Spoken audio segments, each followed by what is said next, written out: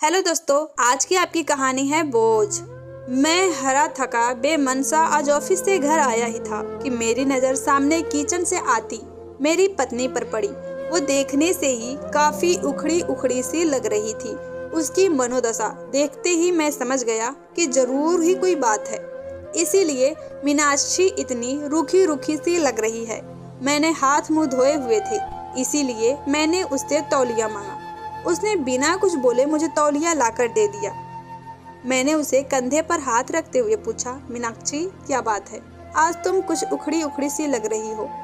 तो उसने मुझे खा जाने वाली नजरों से देखा और भड़कते हुए बोली, आपको क्या है, फिर चाहे बेटी ट्यूशन से फीस न देने की वजह से बेइज्जत करके भगा दी जाए, या फिर बेटे पर स्कूल ड्रेस के जूते न होने की वजह से उसकी स्कूल की फुटबॉल टीम में खिलाने से मना कर दी जाए। आपको क्या, आपको तो बस सुबह 9 बजे जाने और शाम को 8 बजे आने और फिर चद्दर तान के सो जाने के अलावा एक पल की भी चिंता नहीं है।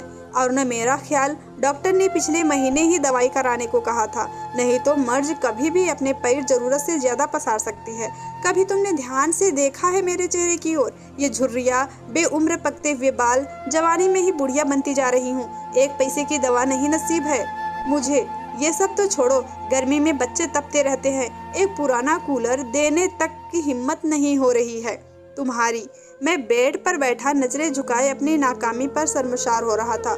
बीवी बच्चों की परवरिश और उनकी जरूरत का ध्यान रखना मेरा कर्तव्य है, पर क्या करूं, ये मेरा दुर्भाग्य ही तो है। कहने को तो देश तरक्की कर रहा है, लोग खुश है, पर मैं कैसे कह पाऊं कि मैं बढ़ती महंगाई और बेरोजगारी की वजह से दिन ब दिन जरूरतों के बोझ तले दबता ही जा रहा हूं। बिजली के बिल से लेकर घर के राशन पानी तक की कीमतें आसमान छू चुकी है और पगार बढ़ने का नाम ही नहीं ले रहा है। दफ्तर में धमकी भी दी जाती है, नौकरियां कभी भी जा सकती है, काम नहीं है ऑफिस में, इसीलिए वो पुरानी पगार पर काम करना मजबूरी बन चुकी है।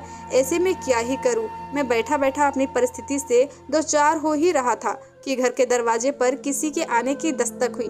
बच्चों ने गेट खोलकर देखा तो पिताजी थे। अपने दादाजी को देख के बच्चे तो खुशी से उछल गए, लेकिन मेरी सांसें तेज हो गई। पत्नी ने फिर से मेरी तरफ ऐसे देखा जैसे कि मानो कह रही हो, अपना पेट पालने के लिए तो अपनी आते और गुर्दे गिरवी रखने के दिन आ गए हैं। अब ऐसे में पिताजी अकस्मात आए हैं तो जरूर कोई आर्थिक समस्या को लेकर ही आए होंगे। मैंने भी नजरें चुराते हुए एक बार मीनाक्षी की ओर देखा, पर कुछ कह पाने की स्थिति में नहीं था, इसलिए जल्दी से उठ के पिताजी के पास गया और नजरें चुराते हुए उनके चरण स्पर्श कर उन्हें बैठने को कहा। मीनाक्षी ने भी उन्हें चरण वंदन किया और खाना खाने के लिए कहते हुए किचन में चली गई। अब मैं और अकेला महसूस कर रहा था। मीनाक्षी तो मुंह छिपा के किचन में जा चुकी थी। मुझे डर था पापा कहीं पैसों की बात न कर दे, इसीलिए मैं जल्दी से जल्दी बच्चों को बुला के उनके पास किया और खुद वापस कमरे में चला गया। पिताजी भी मुझे जाते हुए देख रहे थे। मैं किचन में आया तो मीनाक्षी ने कहा, पिताजी जरूर ही किसी आर्थिक मदद के आस में आए होंगे, ऐसे में इन्हें हम ही याद आते हैं। बड़े वाले भाई साहब को कोई याद नहीं करता, देने के नाम पर उनका नंबर आता है और जब कोई जरूरत हो तो सब लोग हमारे यहाँ आ जाते हैं। वैसे तो ये शब्द मीनाक्षी कभी नहीं बोलती, पर इस बार उसके घर की तंगहाली इस लेवल पर थी कि उसे मरने के लिए अगर जहर भी खरीदना हो तो उसके लिए पैसे का इंतजाम न के बराबर ही था। एक तरह मीनाक्षी लगातार मुझे बोले ही जा रही थी और दूसरी ओर मैं था जो कुछ पाने में समर्थ नहीं था।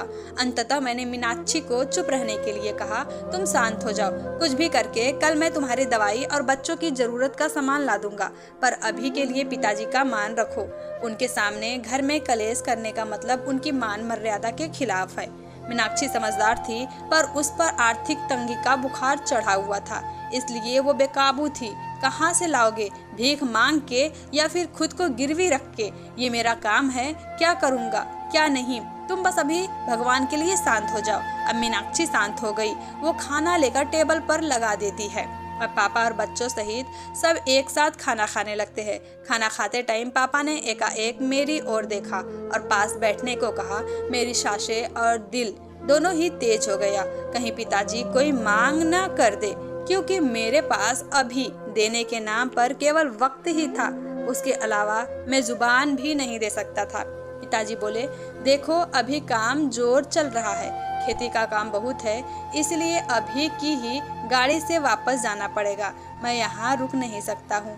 तुम्हारी माँ भी बहुत चिंता कर रही थी। पिछले कुछ महीनों से तुम फोन और बात बहुत कम कर रहे हो, और ऐसा तुम तभी करते हो जब तुम किसी परेशानी में होते हो। ये तुम्हारी बचपन की आदत है।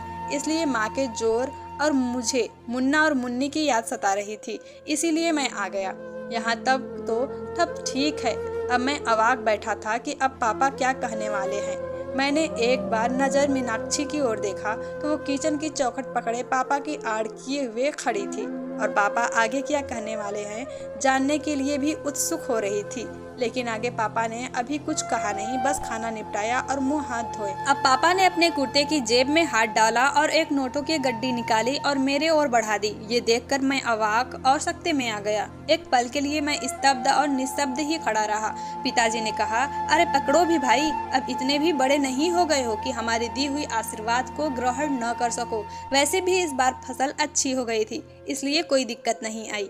अब उन्होंने मीनाक्षी की ओर इशारा करते हुए कहा, बहू का और बच्चों का अच्छे से ध्यान रखो, देखो कितनी कमजोर हो रही है, और अपना भी। उन्होंने पैसे मेरे हाथ में दिए। मेरी आंखें भर आई थी और वो बचपन के दिन याद आ गए जब पापा हमें स्कूल जाते वक्त 4 आने ऐसे ही हाथ फैलाने पर रख दिया करते थे। पर बस अंतर इतना होता था, उस वक्त मेरी आंखें झुकी हुई नहीं बल्कि प्यार और दुलार से ऊंची होती थी। फिलहाल मीनाक्षी और मैं दोनों गलत साबित हो चुके थे, इसलिए खुद की नजरें खुद से ही नहीं मिल पा रही थी। सच में बच्चों के लिए माँ बाप बोझ हो सकते हैं, पर माँ बाप के लिए बच्चे कभी भी बोझ नहीं हो सकते हैं। वे हमेशा उनका ध्यान रखते हैं। पोस्ट अच्छी लगी हो तो एक लाइक और सब्सक्राइब जरूर करिएगा, और कहानी कैसी लगी कमेंट बॉक्स में जरूर बताइएगा। Thank you.